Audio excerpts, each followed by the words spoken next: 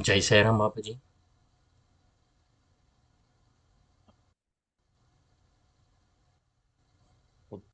बस वहाँ पे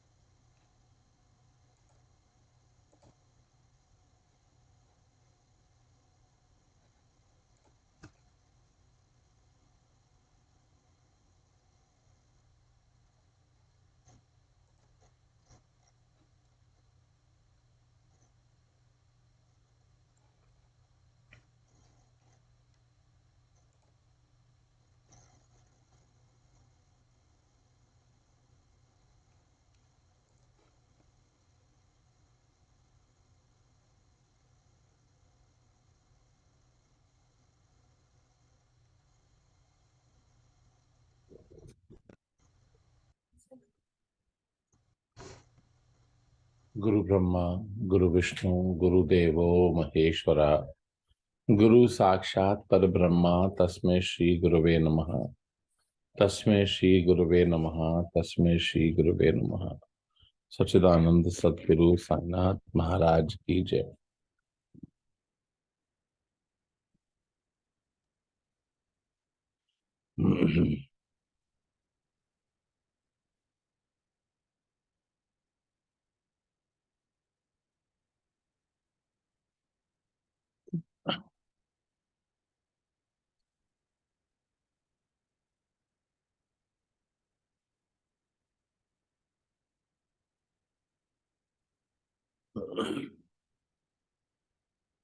How much, Buddha, we think is the impact of karmas in life?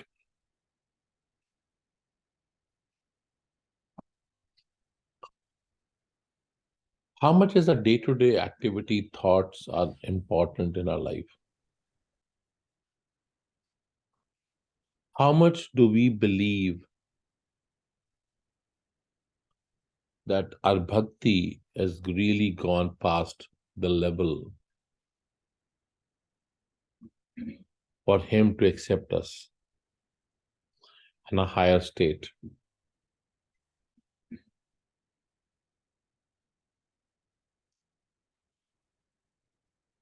Or in a simple form, if we understand what is bhakti, what is the exact definition, or the closest definition we understand of bhakti?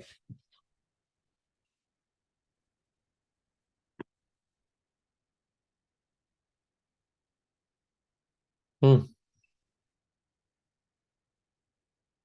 Is like one example is Namja. That's just a journey. Reaching to him. That's kin. What is, how do you understand that is done? What is that? You have to understand the bifurcate the word bhakti, then you get the answer.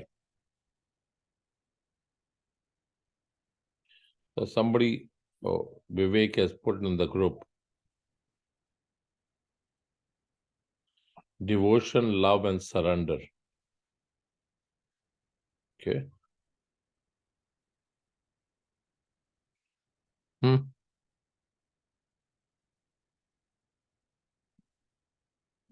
तो जैसे जो भी आप करो उसके लिए ध्यान दो। That stage is called surrender. So the ultimate aspect is surrender. When you have no existence of your, and you start to understand that everything is His or everything is Him, all my thoughts are put to that, rest on that. Till that time, it doesn't happen. That devotion turning into love and surrender, ultimate surrender, is what you need to get moving further. The more lighter you are, the more humble you are, the more polite you are, the more your chances of nurturing it becomes easier. What does it mean by today, and why am I picking up this topic today is that I've been waiting. I wanted to connect on last Sunday, could not, and I was going through a Bhakt Charitravali, the story of old Bhaktas' devotions. And I went through the story and I really loved it. And I said, you know what, this is perfect. We should discuss it today. It may help all of you to rise from all your things on day-to-day activities and actions. Because somehow we start believing our actions, what, I control my actions, I control my thought, that's like, you're just telling yourself, I'm a fool, basically. So this is about a story of a bhakta which has been very well known patra of Mahabharata. About whom? Bhisham Pitama. And I went on again and again to go through the story, and I'm like, seriously? It's so hard to really see that at that stage also you had to come back. And now, how the saints have explained, and what I've been taking it inside me, is giving me that what's the beauty of bhakti is. How much do you make the Bhagavan to take care of you to all the heights? This is one of these two parts which will give you that feeling of understanding what height of that it is. So it came out that there was a little boy born in a village in MP, Madhya Pradesh, Bandhanam. So the boy is born in a home which is a home of a barber. He comes up with all the blessings as the parents will take him to make him sleep or feed, as they will take him in their hand, they start feeling peaceful and they start chanting automatically. They could not understand that because the child had come up with a lot of divine powers, huge divine. And as the parents will pick, they'll start chanting automatically. The chanting would start automatically. So this was going on till he turned out to be the age of 5. At the age of 5, he had become very powerful. Powerful in a way, those days there was hand wrestling. So he could make anybody lose at the age of 5 because past karmas were there, right? By the time he reached age 10, any good fighter, wrestler, he would put him down. That was this. It was beyond understanding at somebody like that is born. in a home of a barber.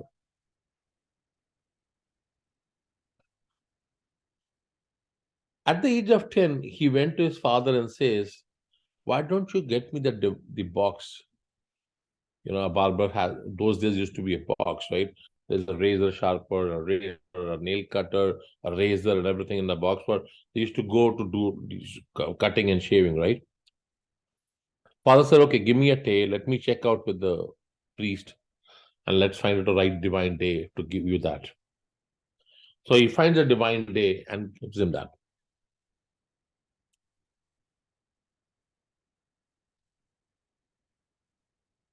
He starts the process.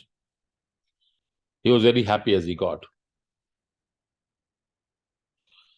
In the process, when he started doing this,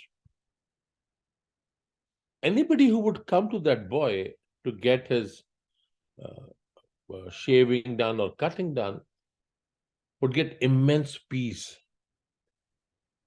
and they will sleep. The moment he will touch, they'll sleep. And they feel after they wake up, things are done, they are very relaxed. Like they were not even in the world, kind of a feeling they get. And that popularity started to grow. That whomever he keeps his hand and rubs like this, the person is gone. Now, nobody realizes that there's a power inside the child of a past karmas.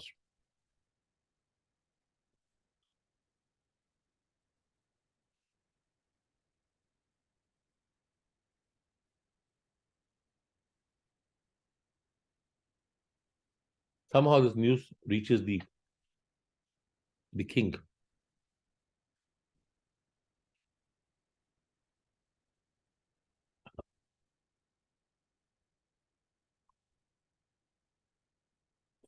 King was passing by, the king came to them, tell him to do his that, and king was gone too. The king felt immense relaxed and peace, which he had not enjoyed for ages. King said, no more outside, you're part of me now. You're only devoted and dedicated to me. He started serving whenever king had. So it was becoming very, whenever king wanted him, he would come and do the seva and done. One fine time, the king decided to visit Kashi.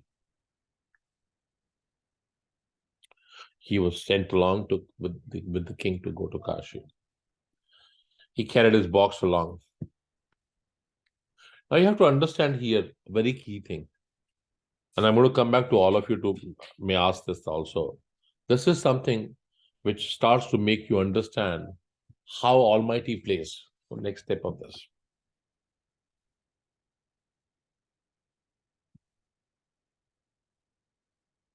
He's on the banks of Ganges and he's walking through, and a saint comes from the opposite direction, sees a little boy handing a box in his hand and says, can you please cut my hairs? Sure. Same thing. The moment he tried, he was gone. He went to Ganges, he put up Ganga, he put on his face to wake him up, and he said, like, finish my work. He said, Brahmin, it's done. Then he realized there's a tail. He left his little, and the Brahmin passed that. Those days, there used to be a little hair left on that side. He said, I don't need that hair. You cut me there. He says, no. He said, normally that the Turks, they would have that. If you cut it, you look like a Turk. He said, no, the saints also will become brahmacharya. They also keep it. They both started arguing, and they went to a lot of people on the bank of Ganges and Kashi, but nobody could give them a concrete answer. Ultimately, they land to an ashram of Swami Ramananji Maharaj. Now, this boy's name is Ramanujam. Ram. How he got that name, that is a different part, but he got it.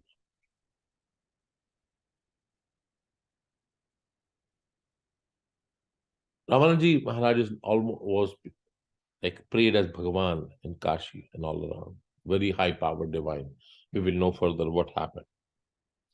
So he was behind the curtain and they did not have darshanas, but then Swamiji explained that there are some brahmacharyas, they are allowed not to have any hair. They can do that. It's okay. You can. He went ahead and he cleaned it up. And the moment he cleaned it up, Swami Ramanji Maharaj used to, take the shankh and would pray on that aspect. Now, blowing that up vessel, he was so powerful that you could, his height was so much, you can get into samadhi. You may go into old memories. Different experience people will have by his doing that. And Ramananji got the vision that he's Bhisham Pitama.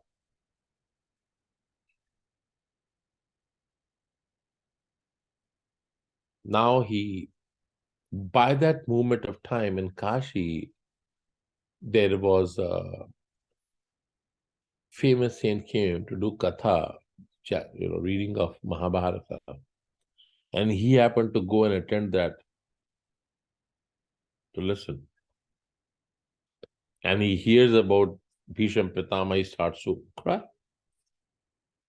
He goes back to Swamiji and said, "Is that true?" He said, "Yes, that's true." Yes. He said, "If I was Bhisham Pitama, why was I born in a home of a barber that was so much poor and lower caste, right?"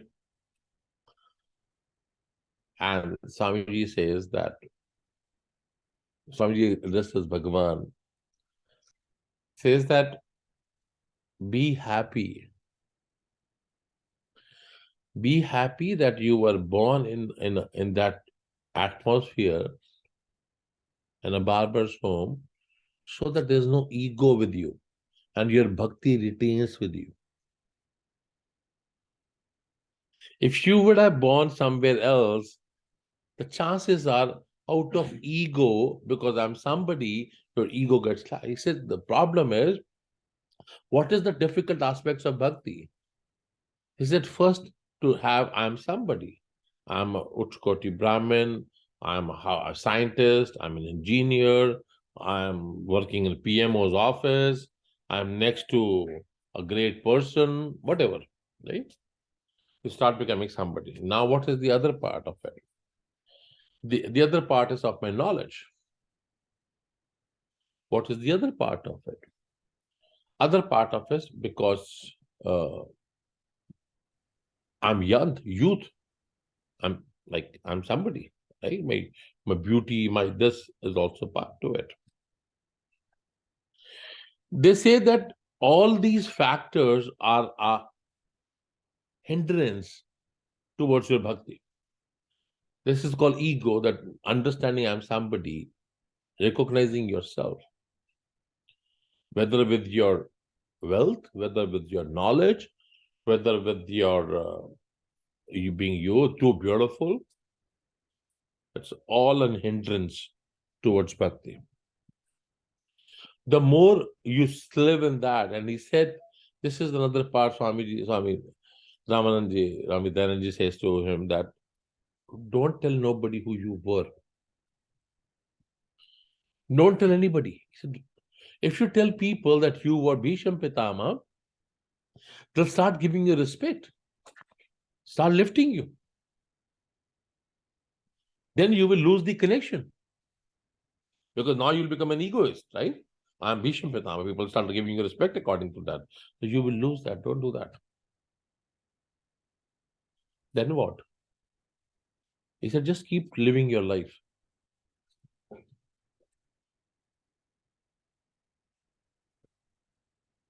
Deva.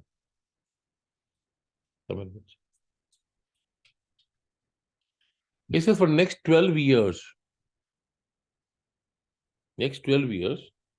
you keep chanting all the time and doing Santa Seva. It is your responsibility to do Santa Seva. Feed them, take care of them, give them the comfort. He goes back with the king. The king was going back. He went back to them. Now, what he would do, he started focusing on that, chanting, and then anybody passing by the village, he will call them, make them stay at his home, give them the nice food, he will get that part, press his feet, make them sleep, get everything ready for them. That was his focus. This kept on happening.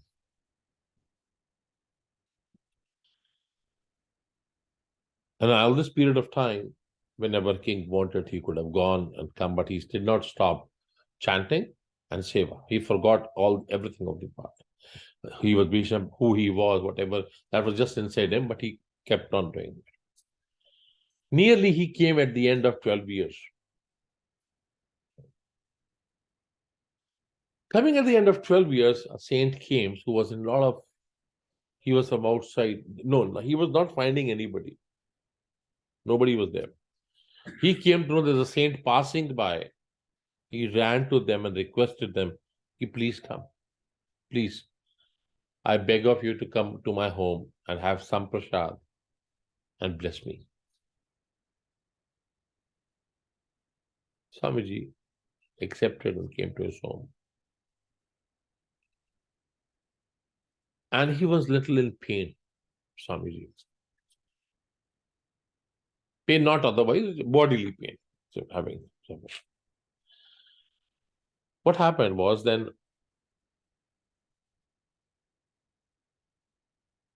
he collected everything, made food, prasad, everything, and went in his seva, in chanting and seva. In chanting and seva, when he went on, he totally forgot he had to go to the king.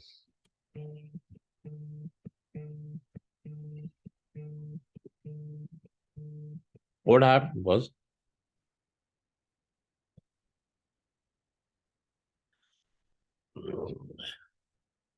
when he realized, when the saint went, he went running to the king and begged apology that I totally forgot. Please forgive me.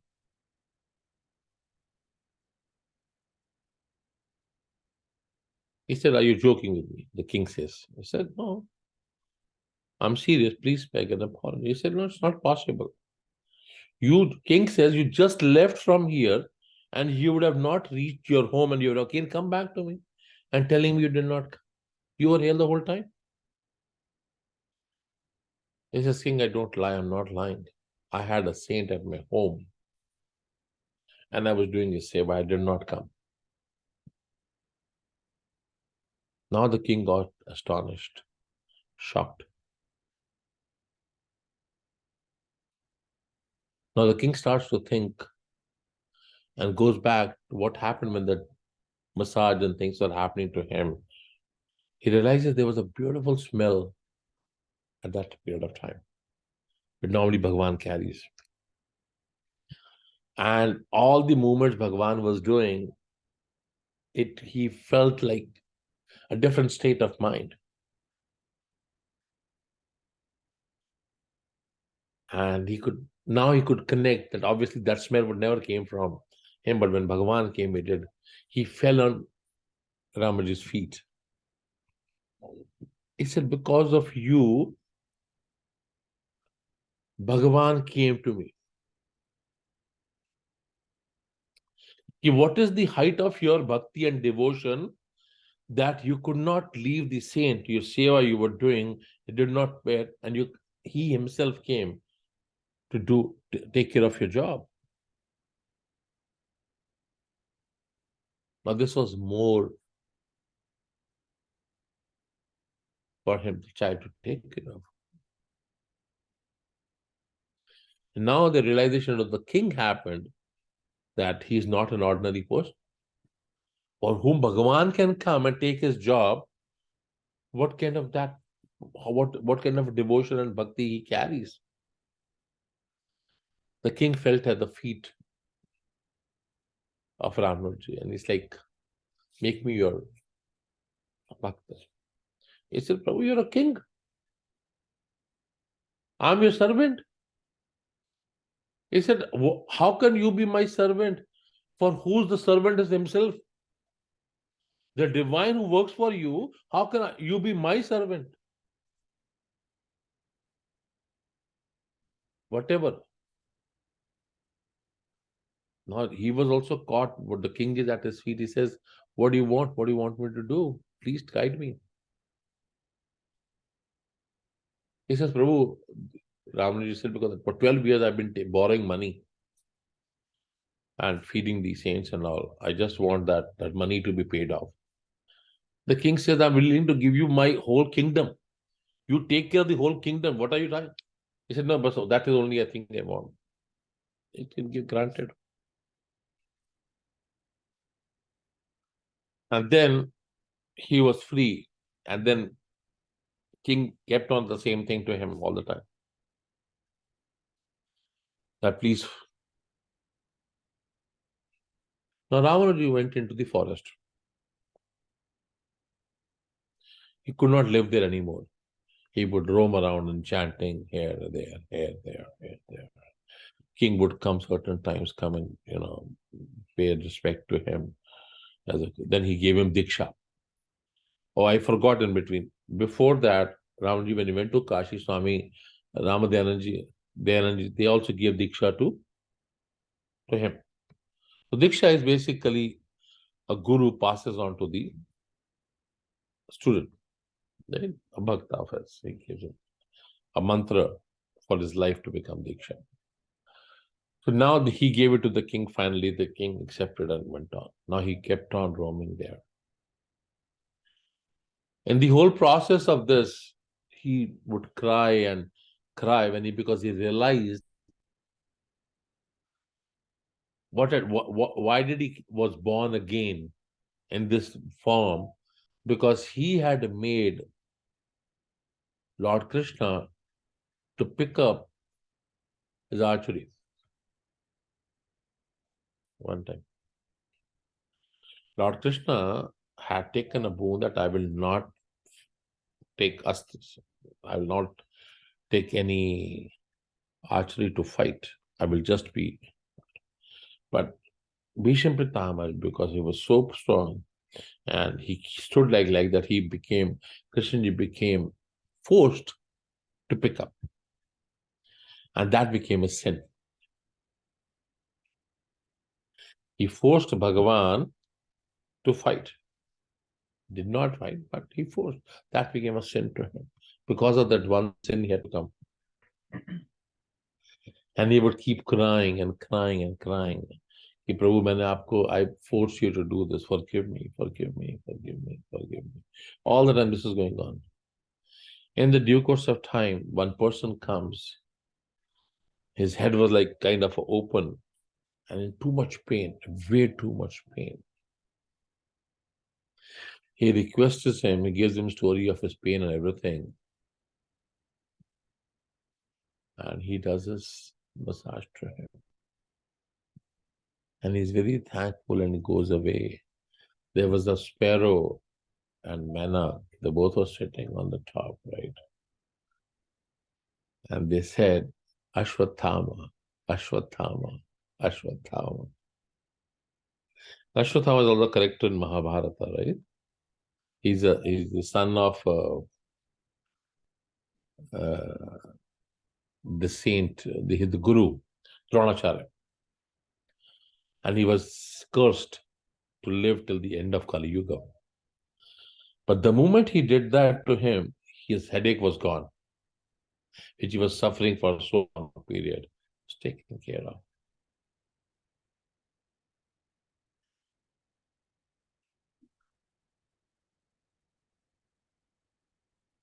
In the whole of this process, there was another incident in this where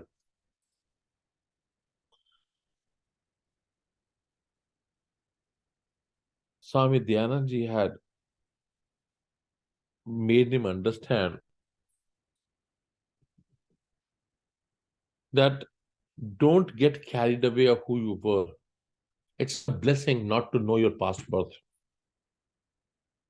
It's a blessing. And as a normal person, how is it a blessing? I don't know what I did. He says, if you would have known your past,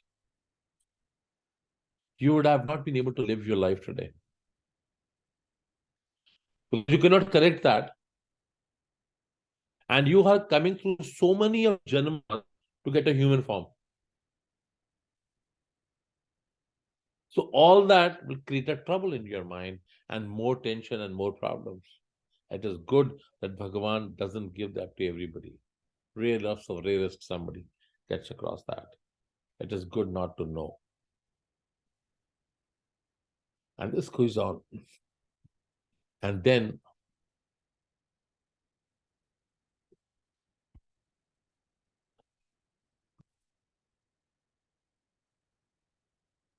he was crying and crying. He had stopped eating and just roaming in that. And all of a sudden, one little baby child comes there, very small, and brings a kheer to him, a rice pudding, gives him that.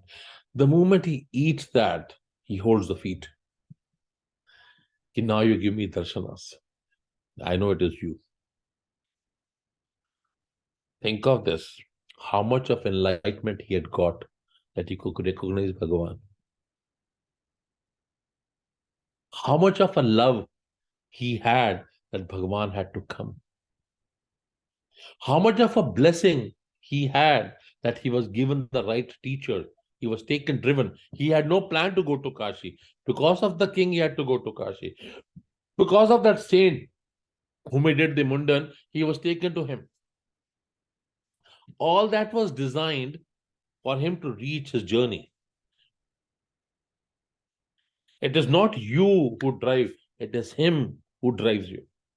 When he has mercy on you, when he feels the love in you, then he takes you to somebody to get blessing and to move on his journey. This is what he does. Now he holds the fields of Bhagavan.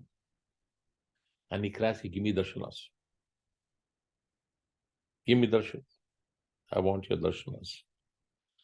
Bhagavan realized that he's truly calling me. Bhagavan gives his darshanas. Pitambari saji ho, chavi man mein ye basi ho.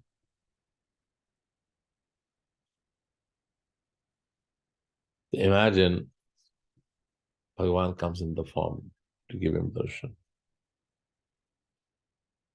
What is next happening there?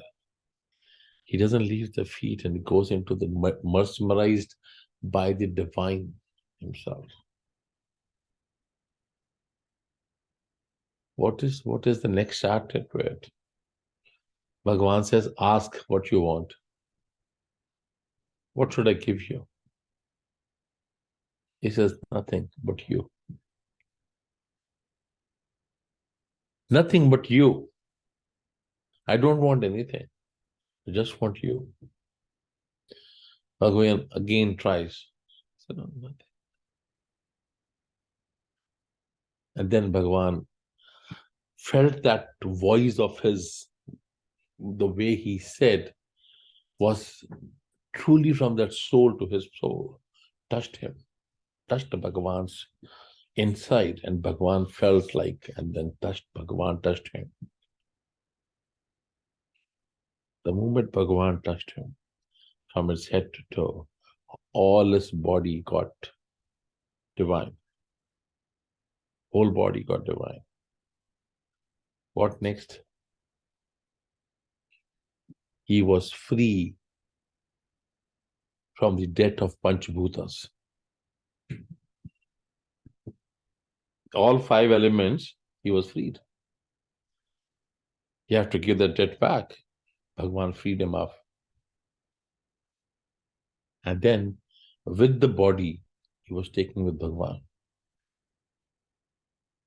He was taken along that to Bhagavan.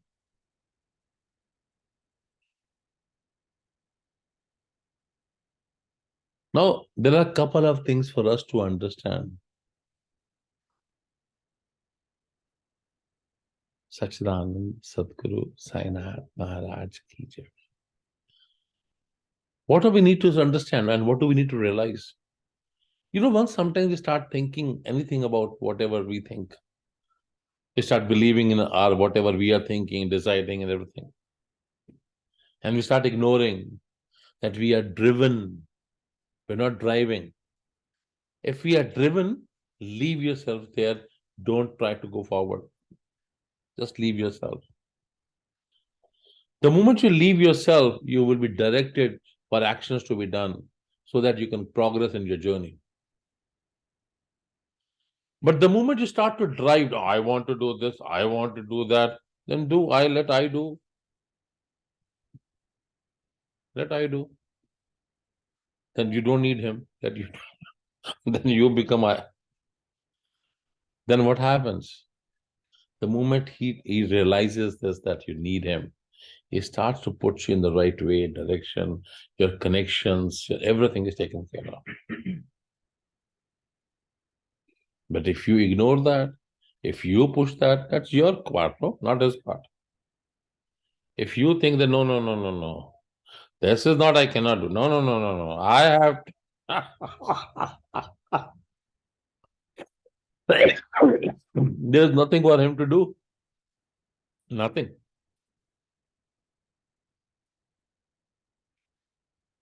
You come up, when you go to the next birth, you go with all the bhakti you have done. It gets more refined. And the more power you get to it, that the grace, and ultimately reaches to Bhagavan, depending on what you have done. Enjoy good or bad, whatever is there in the life. Just accept it. Very first thing, just accept that first thing. Don't try to run and find peace at places like you will not get that. You will be connected automatically. One. Secondly, whatever you can do the best, do the best. And most important, if you get that connection, just surrender to that. That's all it is. Don't try to dig it. Let you be digged and nurtured to progress. Otherwise, what will happen is, we'll keep roaming. How many people have you ever heard who are able to go with Bhagavan in the body form?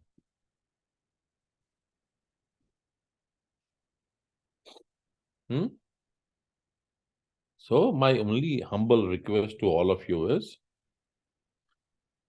since he gave us an opportunity to talk about him today, let's do our humble prayer to his feet, right? Let's do this.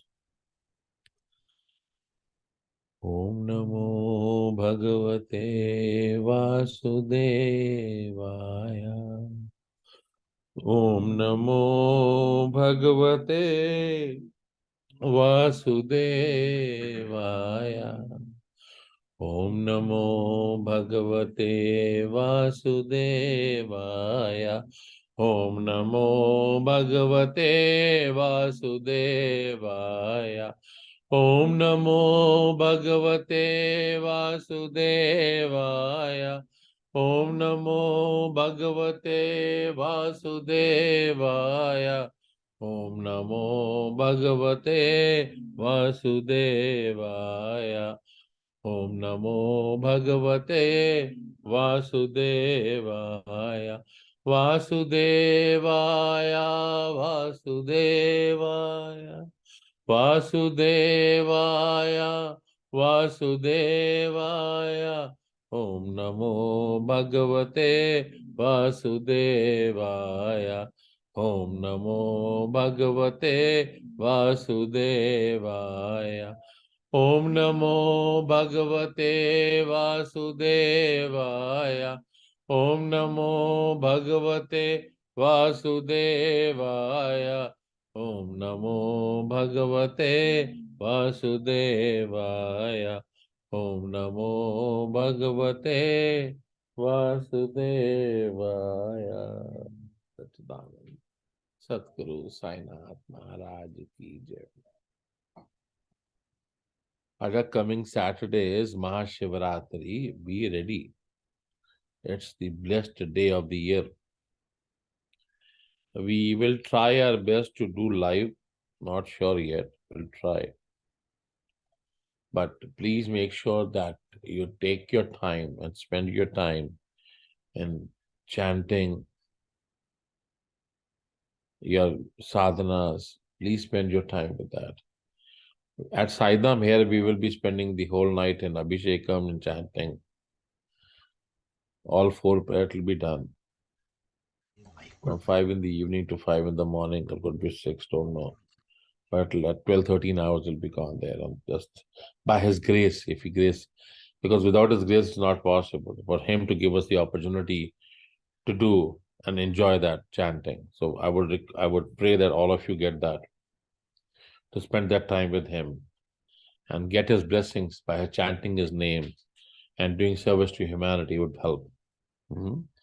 So all of you Putra have a very, very blessed time, and think of this today, how Bhisham Pitama had to come back to the earth and what all went through his life and how he reached Bhagavan, what all happened during the journey. Please, please take your time.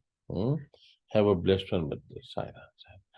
Then we only do Loka samasta sukhino bhavantu. Samasta loka sukhino bhavantu. Loka samasta sukhino bhavantu. Samasta loka sukhino bhavantu. Loka samasta sukhino bhavantu. Samasta loka sukhino bhavantu. Satchidanand Sadguru Sainath. All of you have a blessed time, Raja. See you. Sainath.